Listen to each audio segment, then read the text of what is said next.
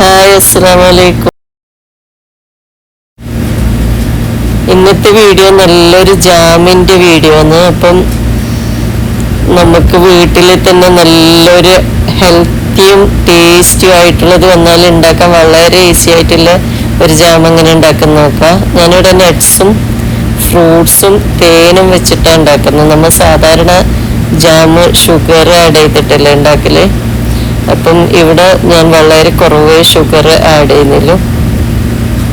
Nuts നമുക്ക് വീട്ടിലുള്ള എല്ലാ നട്ട്സ് യൂസ് ചെയ്യാം. ഞാനിവിടെ ബദാം, അണ്ടിപ്പരിപ്പ്, പിന്നെ വാൾനട്ട്, പിന്നെ അത്തിപ്പഴം, ഒരു ആപ്പിൾ, പിന്നെ ഉണക്ക മുന്തിരിങ്ങ, പിന്നെ വെളുത്ത എള്ള്. ഈ അത്തിപ്പഴവും ഉണക്കമുന്തിരിയും വെളുത്ത എള്ളൊഴുകി ബാക്കിയെല്ലാം നമുക്ക് ചെറിയ ചെറിയ പീസായിട്ട് പൊടിയായിട്ട് കട്ട് ചെയ്തെടുക്കാം.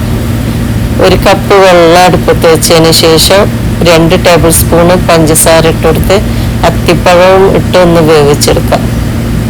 അത്തിപ്പഴം ഒന്ന് വെന്ത് വരുമ്പോൾ നമുക്ക് ഉണക്ക മുന്തിരി കഴുകിയിട്ട് വെള്ളം കളഞ്ഞിട്ട് ഇട്ട് കൊടുക്കാം.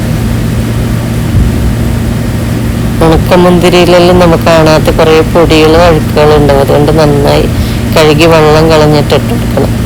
കുട്ടികളാണെന്നുള്ള കൂടുതൽ ജാം യൂസ് ചെയ്യാൻ. അതുകൊണ്ട് നമുക്ക് ഈ അത്തിപ്പഴം വെന്ത് വരുമ്പോൾ ഒന്ന് സ്പൂൺ കൊണ്ട് ഉടച്ചു കൊടുക്കാം.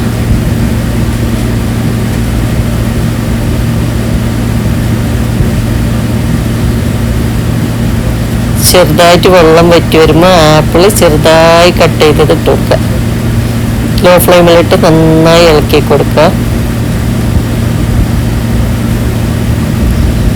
വെള്ളം വറ്റി വരുമ്പോൾ നമുക്ക് ഈ നട്ട്സ് എല്ലാം എന്നിട്ട് ലോ ഫ്ലെയിമിലിട്ട് നന്നായി ഇളക്കി കൊടുക്കുക.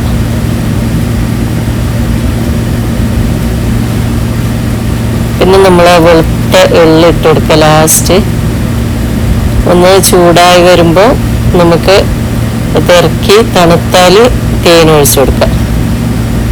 നമ്മൾ പഞ്ചസാര 2 ടേബിൾ സ്പൂൺ മാത്രം ഫസ്റ്റ് ഇട്ടിട്ടില്ല. അതുകൊണ്ട് മധുരത്തിന് ആവശ്യമായത് ഇവിടെ ഞാൻ തേന ഒഴിച്ചു കൊടുക്കുന്നത്. അതുകൊണ്ടാണ് നല്ല ഹെൽത്തി ആയിട്ടുള്ള ജാമാണ്. നമുക്ക് വീട്ടിൽ ഇത് ഉണ്ടാക്കിയിട്ട് സെയിൽ ചെയ്യാനെല്ലാം പറ്റും. നല്ല വരുമാനം ഉണ്ടാക്കാം. അപ്പം